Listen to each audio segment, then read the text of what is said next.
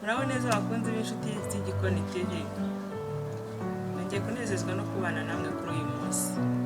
Ndizera aho muri mumeze neza. Kandi abatameze neza mwihangane muraza kumera neza. Uyu munsi rero bahaye ikaze mu kiganiro cyanjye tugiye kurebera hamwe uburyo wakora Rolex. Rolex ni icyo kurya dukunze usanga turi kujya kugura hato na hato mu ma supermarket, cyane cyane ko ari naho abarizwa utapfa kuyabona muri boutique, ariko ndashaka kubikwereka waruhutse uri mu rugo cyangwa se mu gihe runaka aho wumva wifurije kurya Rolex nawe ukavuga uti ariko narakurikiranye ku nshuti y'Igikoni nahasanze Rolex. Nguhaye ikaze rero mu kiganiro cyanjye aho tugiye kubirebera hamwe mu kanya.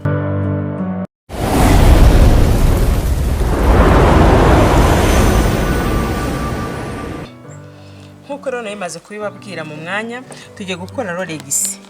Mfite amagi, mfite capati hano, nkagira amavuta, nkagira n'umunyu.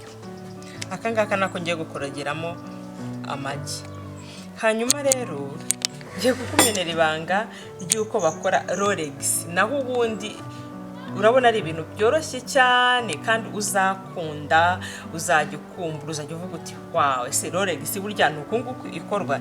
Nta bintu bigoye rero, tugiye gutangira twikorera dukora Rolex yacu. Turatangirana ibikorwa bya mbere by'ibanze nyine, nta kidasanzwe n'ubundi nuko nyine.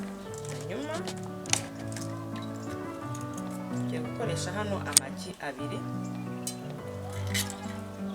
Hano ushaka uzakoreshe n'atatu nushaka. Yego.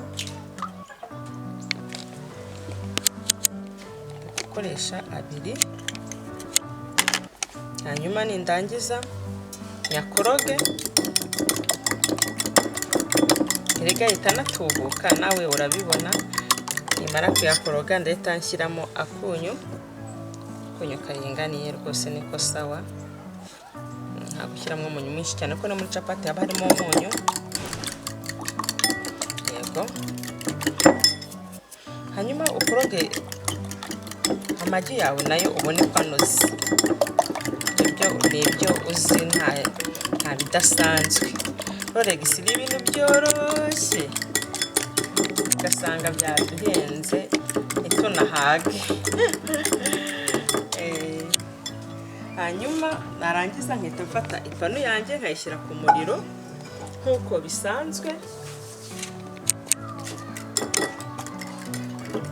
Nta bintu bidasanzwe mu gukora Rolex, ahubwo nuko kenshi na kenshi nyine usanga tuba tutazi n'amakuru y'ibintu, ariko niyo mpamvu natwe tuba turahangaha, niyo mpamvu ndahangaha kugira ngo mbashe kubasobanurira ibyo mutabashije gusobanukirwa. Ibyo mundusha ndabyemera, ariko hano nukungurana inama, murabizi ko comment nzikunda cyane. Yego. Hanyuma rero pano yanjye ubu ngubu ntekereza ko imaze gushyuha. Hanyuma nshyireho amavuta nk'uko uzi uteka umureti nyine. Aya ngaya ntabwo ari menshi kuri iyi pano yanjye kubera ukuntu nyikunda kubagira ngo rwose nta cyabaye. Ni nziza cyane. Hanyuma bite nshyiraho amagi, nshyiraho aya magi yanjye nta bintu bidasanzwe, ibintu tuzi rwose.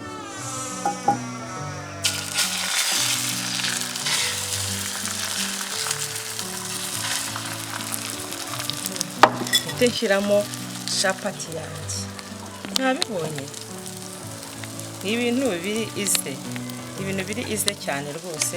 Nindangiza mfate ya magi nanone nasigaranye nayo nyakwirakwize kuri ya capati maze gukora.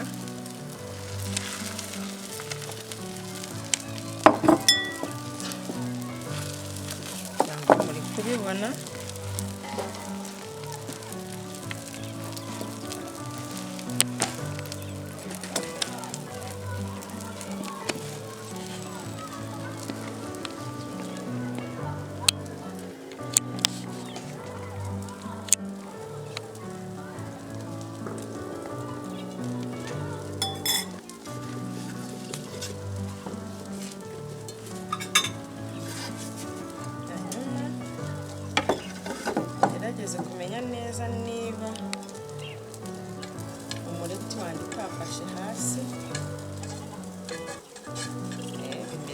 neza nta kibazo. Yego. Hanyuma mukureho neza. Mwabibonye ni gutya, nindangiza bigenze gutya. Ayibonye Rolex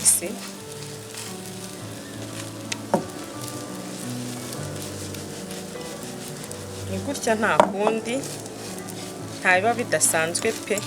Ni akantu koroshye cyane rwose, wakora mu gitondo uri kwihuta ugiye mu kazi, wakorera umwana agiye ku ishuri yihuta, nta bintu bidasanzwe cyane rwose do. Kandi ukamenya neza nimba amavuta kuko yakamye mu mureti wawe cyangwa muri Rolex yawe, sorry. Hanyuma ubungubu nyine yahiye do. Wow, Rolex se muzi ni iyi ngiyi nta yindi. Hanyuma ugahita uyizinga igishyushye. Ndi gushya nyine namwe munyihanganire. Ngayo nguko aya Rolex niyo ngiyo. Rolex zacu tukaba turazishoje, ziryoshye, wikoreye wizeye yuko ari wowe wazikora, uvuga uti ndabizi neza na amagi pe, ndabizi neza capati yanjye irimo amata, irimo iki, ku buryo niyo upfunyikiye umwana agiye ku ishuri uvuga uti umwana wanjye ajyanye ibyo kurya byujuje intungamubiri, ukumva rwose bifitiye icyizere cy'uko ibintu atwaye ubyizeye rwose. Nguko rero uko bakora Rolex. Kurikirana inshuti Gikoni TV maze ugire ubuzima bwiza.